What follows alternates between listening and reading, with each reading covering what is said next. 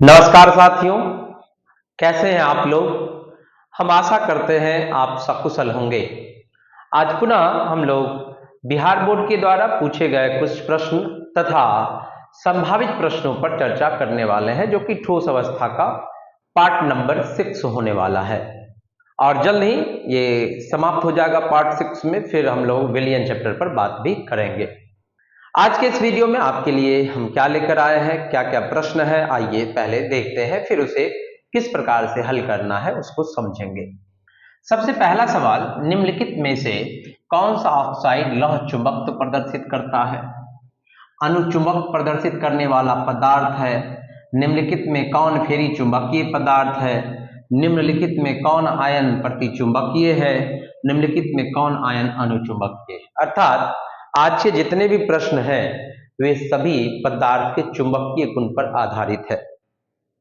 चुंबकीय गुण के आधार पर अर्थात चुंबकीय क्षेत्र में किसी पदार्थ को जब रखा जाए तो किस प्रकार से व्यवहार प्रदर्शित करेगा, इस आधार पर जो पदार्थों को 5 भागों में बांटा गया है दोस्तों।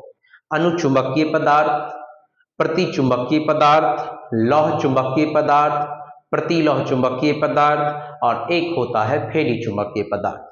इन सबों का अंग्रेजी भी हमें इंग्लिश भी पता होना चाहिए, क्योंकि जैसे कि अनुचुंबकीय पदार्थ को इंग्लिश में कहा जाता है पैरामैग्नेटिक सब्सटेंस।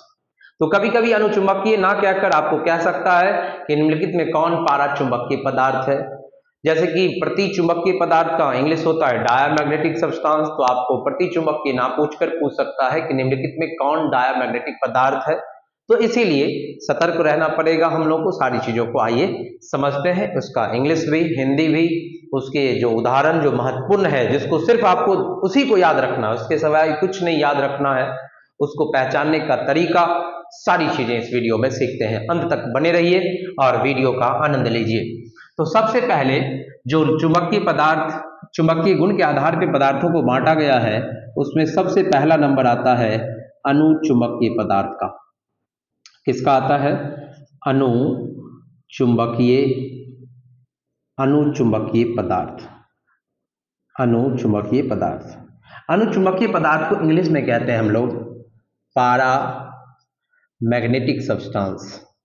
पारामैग्नेटिक पारामैग्नेटिक सब्सटेंस, ठीक है, पारामैग्नेटिक सब्सटेंस। अगला वाले से हम लोग सब्सटेंस नहीं लिखेंगे, पदार्थ शॉर्ट फॉर्म कर सकते हैं, थोड़ा लिखने में टाइम बचेगा। अगला है प्रतिचुंबकीय पदार्थ।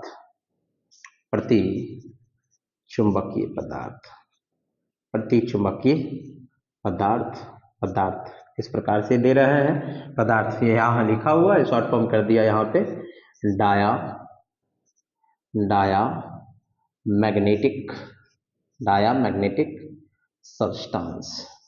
डायामैग्नेटिक सब्सटेंस आप समझ जाइएगा, सब्सटेंस यहाँ लिखा हुआ भी है पूरा का पूरा। उसके बाद है आपके पास लौह चुंबकीय पदार्थ। इसमें कौन कौन से उदाहरण है जिसको याद रखना है और को छोड़ देना है, आपको ज्यादा टेंशन नहीं लेनी, वो भी समझेंगे। लौह चुंबकीय पदार्थ इंग्लिश में कहते हैं फेरो मैग्नेटिक। फेरोमैग्नेटिक, तो कभी कभी आपको लौह चुंबकीय ना पूछकर पूछेगा फेरोमैग्नेटिक, तो फेरोमैग्नेटिक सब्सटेंस। अगला है प्रतिलौह चुंबकीय पदार्थ। प्रतिलौह प्रतिलौह चुंबकीय प्रतिलौह चुंबकीय पदार्थ। आपको अगर वीडियो में टाइम लगे तो आप उसको स्पीड करके भी देख सकते हैं, ठीक है।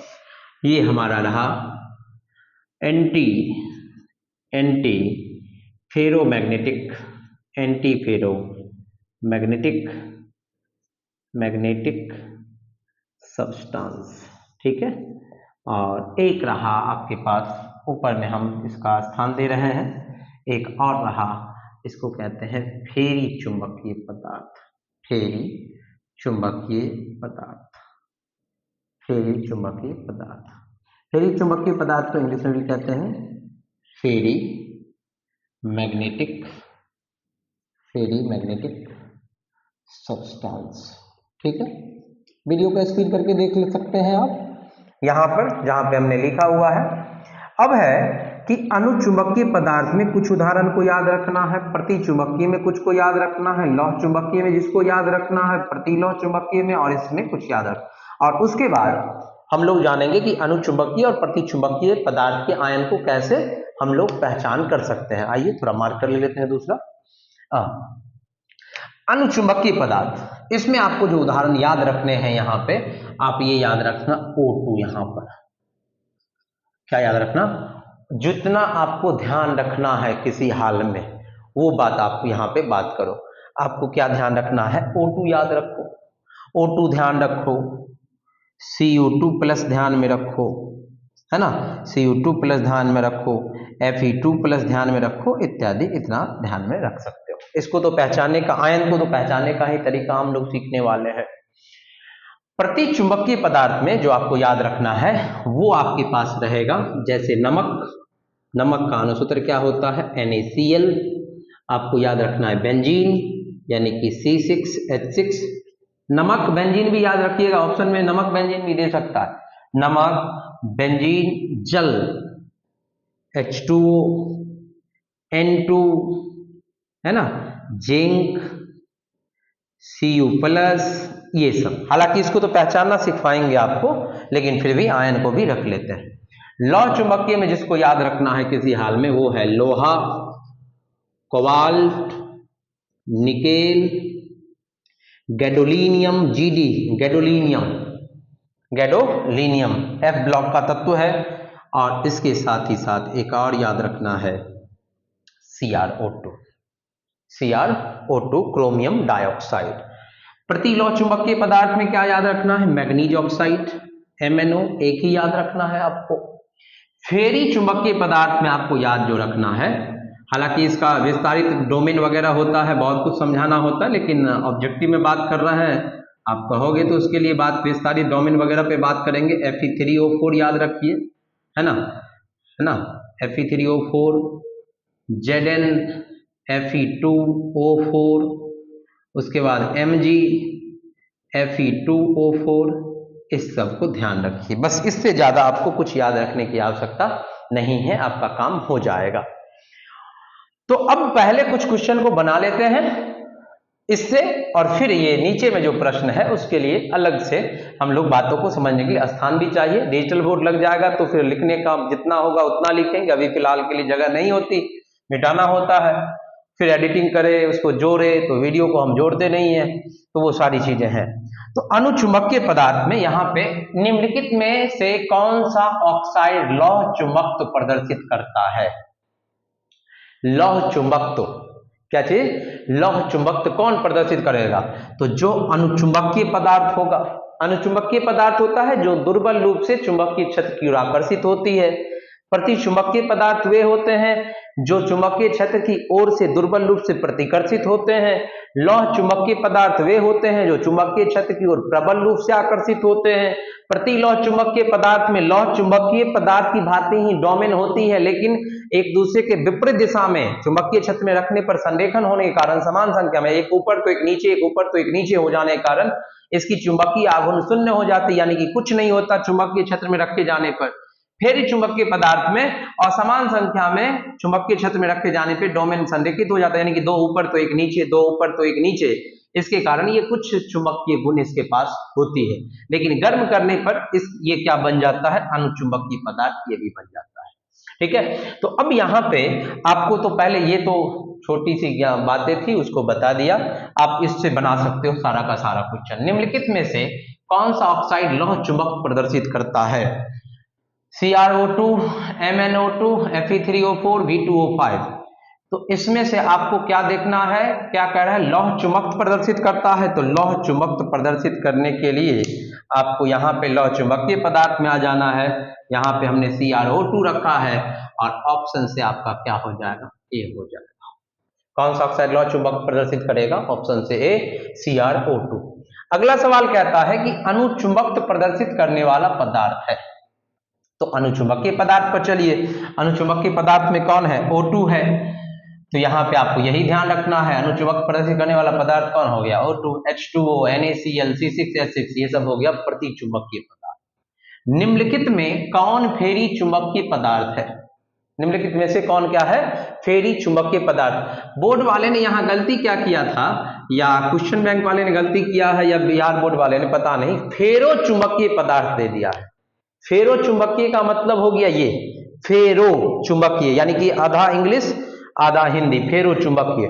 लेकिन ऐसा नहीं है, इसका यहाँ पे करेक्शन करके आपको देख लेना है, फेरी चुंबकीय होना चाहिए। और फेरी चुंबकीय पदार्थ में कौन आ जाएगा? Fe3O4 आ जाएगा। ये जो लौह चुंबकीय, प्रति लौह चुंबकीय और फेरी चुंबकीय पदार्थ है, इसके पीछे डोमेन की कहानी होती है। डोमेन की कहानी क्लास में बात भी किया था, और आपको अगर आप नई क्लास ज्वाइन किए हैं, नहीं पढ़ पाए क्लास में, तो आप हमें मैसेज कर सकते हैं कमेंट सेक्शन में, हम आपको जरूर बताएंगे उसके बारे में। अभी ऑब्जेक्टिव फिलहाल बात हो रही है।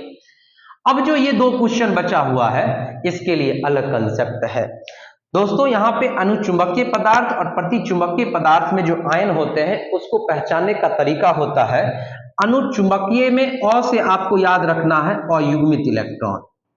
इसके पास क्या होता है?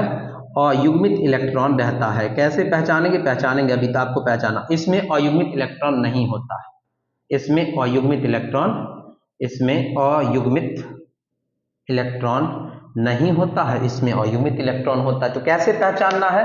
इस 2 क्वेश्चन को बनाने के लिए, और भी बहुत सारे क्वेश्चन को बनाने के लिए कैसे बनाना है, आइए पहले इसको मिटाते हैं, फिर समझते हैं। आइए इसको आप लोग जरूर पीछे वाले जहाँ पे स्थान खाली था वहाँ पे आप स्क्रीनशॉट ले लो, इसको लिख लो। इसके बाहर बातें नहीं हो सकती है, इस बात का ख्याल रखेंगे। सभी के सभी एनसीईआरटी का निचोड़ भी है। ज्यादा हम ये बताएं कि हमें कितना आता है, उससे कुछ होने वाला नहीं है। जो पूछा जाएगा वही आपके काम का है, ठीक है। आइए, तो सबसे पहले निम्नलिखित में कौन आयन प्रतिचुंबकीय है? तो सबसे पहले आपको क्या करना होगा? इन सबों का इलेक्ट्रॉनिक विन्यास लिखना होगा। क्या लिखना होगा? इलेक्ट्रॉनिक विन्यास। अगर आपको नहीं लिखने आता है तो आयनों का इलेक्ट्रॉनिक विन्यास लिखना हम सिखाए हुए हैं, वीडियो में जाके आप देख लीजिएगा, ठीक है। तो सबसे पहले आपको क्या करना होगा, आप पहले बना लेते हैं इलेक्ट्रॉनिक विन्यास, जैसे Cr3+। का इलेक्ट्रॉनिक विन्यास क्या हो जाएगा दोस्तों? आर्गन अक्रिय गैस में, अक्रिय गैस के रूप में 3 इलेक्ट्रॉन निकाले गए हैं, तो हम लोग 1 इलेक्ट्रॉन कहां से निकाल लेंगे? चौथी कक्षा से। 4s0 हो जाएगा, और 1 इलेक्ट्रॉन निकलेगा यहां से, क्योंकि अपवादित होता है इसका विन्यास। और बाद बाकी जो इलेक्ट्रॉन है वो कहां से निकाल लिए जाएंगे? डी से निकाल लिए जाएंगे। तो 3d कितना हो जाएगा? तो 3d3 रह जाएगा। अब आप इलेक्ट्रॉन काउंट करना चाहते हैं, Cr3+, क्रोमियम की परमाणु संख्या कितनी? 24 में से 3 गया, कितना रह गया? तो 21। तो यहाँ पे 18 और 3 21 ही होता है। इसका विन्यास आपको समझने के लिए वीडियो में जाके देखना पड़ेगा। यहाँ पे सबसे लास्ट में इलेक्ट्रॉन कहाँ रखा गया है? 3d में। किस में रखा गया है? 3d में। तो 3d के लिए आप ds के पास कितने कक्षक होते हैं? 1। p के पास 3 कक्षक, d के पास 5 कक्षक, और f के पास टोटल 7 कक्षक होते हैं। इसका ध्यान रखना। तो 3d में अंतिम इलेक्ट्रॉन जो है यहाँ पे रखा हुआ वो 3d में है, तो हम लोग 3d रखेंगे। d के पास कितने कक्षक? 5। 1 2 3 4 और कितना? 5। 3 इलेक्ट्रॉन रखना है, तो 1 इलेक्ट्रॉन। इसी में दूसरा नहीं रख सकते हैं, ऑबो नियम के विरुद्ध, ऑबो नियम कहते हैं, हुंड के नियम के विरुद्ध हो जाएगा। 2 और ये कौन सा? 3 इलेक्ट्रॉन है। तो यहाँ पे कैसा इलेक्ट्रॉन है? सब पेयर में है या अनपेयर है? जोड़ा में है कि बेजोड़ा में है? तो बेजोड़ा है। बेजोड़ा का मतलब अयुग्मित है, अनपेयर है। और जब ही अनपेयर हुआ तो ये कैसा हो गया पदार्थ? अनुचुंबकीय। कैसा हो गया? अनुचुंबकीय हो गया। अगला देखिए, V2+। वेनेडियम का परमाणु संख्या कितना होता है? 23 में से 2 इलेक्ट्रॉन निकाल लिया गया है। तो पहले तो आप अक्रिय गैस के रूप में विन्यास लिखो, आर्गन। 2 इलेक्ट्रॉन 4s से ही निकल जाएगा, 4s0। और 3d में फिर कितना इलेक्ट्रॉन रह जाएगा? 3 रह जाएगा जी।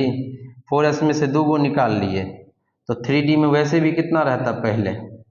4s2 और 3d3। V2+, तो 21 इलेक्ट्रॉन, तो 3d3 ही रह जाएगा। ये दोनों सेम हो गया, इसीलिए सोचने लगे। 18 और 3 कितना? 21।